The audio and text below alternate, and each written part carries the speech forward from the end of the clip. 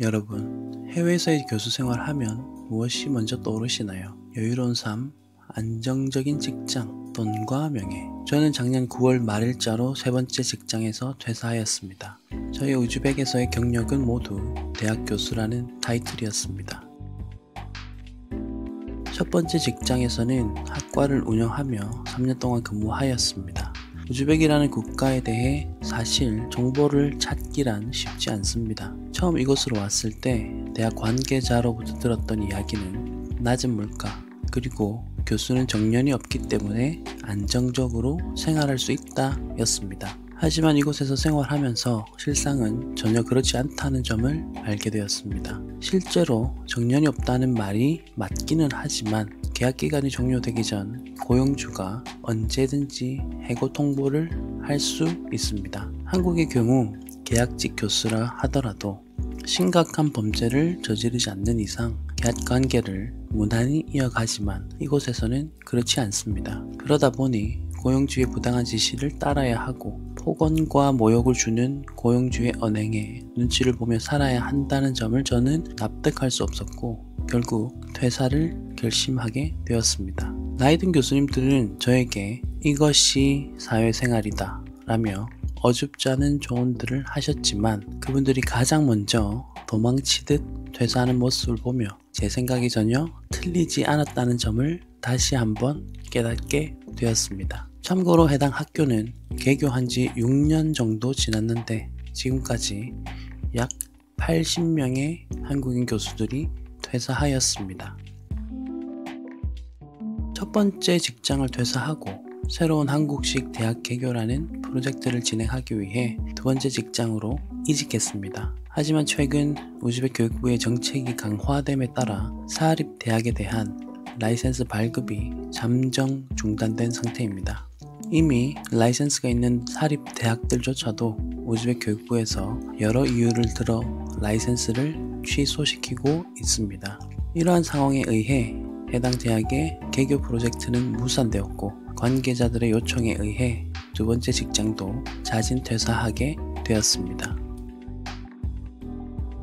두 번째 직장의 경우 기존 우즈벡 현지 사립대학 한국형 학부를 결합한 후 한국대학과 2+2 등의 협력을 맺는 방식의 모델이었습니다. 해당 모델의 경우 라이센스를 발급받아야 한다는 부담감이 줄고 학부 운영을 독립적으로 할 수 있다는 점에서 메리트가 있는 모델이었습니다. 한국의 기업과 집단들이 투자하여 해당 학부를 설립한다는 점이 전통적인 학교 기관과는 다를 것이라는 기대를 저에게 주었습니다. 당시 저는 해당 기관에서 마케팅, 홍보를 담당하여 우즈벡 현지의 마케팅, 홍보 모델 및 여러가지 방법론을 습득하였습니다. 방금 말씀드린 것처럼 이 모델은 일반 설립처럼 초기 자금이 많이 필요하지 않습니다. 하지만 인건비, 홍보비와 같은 운영 자금이 필요하고 그에 해당되는 자금이 없는 상태로 진입하게 되면 결국 기존 근무 인력에 대한 구조조정이 불가피됩니다.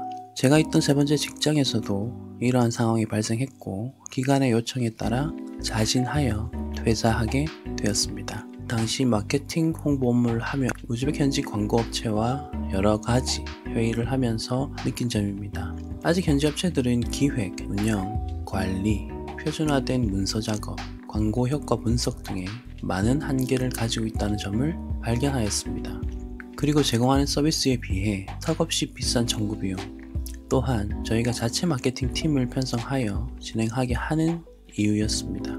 현지 업체들이 제시한 비용과 서비스를 비교해 보았을 때 저희 팀은 약 3분의 1 혹은 2분의 1 비용으로 모든 업무를 진행할 수 있었습니다.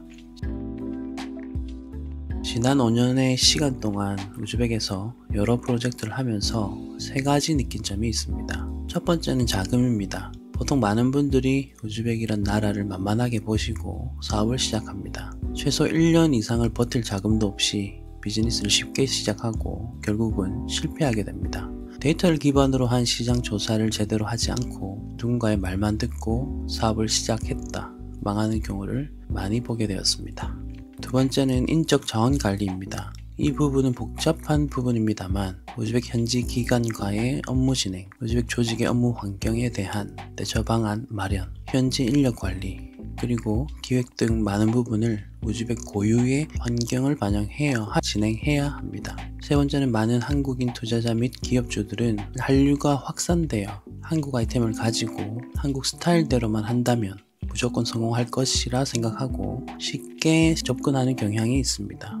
지금까지의 개인적인 경험에 따르면 위와 같은 생각으로 쉽게 생각하고 우즈벡을 우습게 알고 접근한 모든 조직들은 투입한 자금을 전혀 회수하지 못한 상태로 상처만 입고 모두 철수하였습니다. 지금까지의 경험과 상황에 따라 저는 개인적으로 앞으로 어떤 일을 하며 살지 고민 중이고 적극적으로 탐색 중입니다. 우선 지금까지 우즈벡에서 경험했던 여러 업무 경험을 바탕으로 학교라는 교육기관에서 벗어나 새로운 도전을 하고 있는 중입니다. 기존에 우즈벡에서 함께 했던 지인들과 함께 우즈벡뿐만 아니라 인근 CIS 국가에서 할 수 있는 비즈니스 모델을 구상했고 현재 해당 비즈니스를 진행 중인 상황입니다. 모두가 안 된다고 하지만 우리는 작년 11월부터 이미 도전을 시작했고 벌써 업무 실적을 하나씩 쌓아가고 있습니다. 지금까지 우즈벡에서 경험했던 실패의 경험들을 바탕으로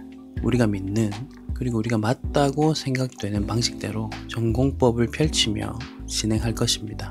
개인적으로 제가 지금껏 살아왔던 환경이 항상 생존하기 위해 고군분투해야 하는 상황이었던 것처럼 이번에 갑자기 들이닥친 상황 또한 언젠가 지나가리라 생각합니다. 앞으로 본 채널에서는 우즈벡 및 CIS 국가 현지에서의 비즈니스를 직접 실행하며 느낀 점, 우즈벡 비즈니스 현황, 우리의 비즈니스 준비 과정, AI를 활용한 비즈니스 기법을 우즈벡 및 CIS 현지 국가에 어떻게 적용하는지를 하나씩 업로드할 예정입니다. 지금 퇴직으로 힘든 과정을 거치고 있는 시청자분들, 그리고 공감해주시는 모든 분들과 함께 40대 아재가 어떻게 퇴직 후 다시 일어나는지를 함께 나누고 싶습니다. 많은 관심과 격려 부탁드립니다. 다음 영상에서는 퇴직 후 어떻게 새로운 비즈니스를 구조화했는가를 함께 나누고자 합니다. 감사합니다.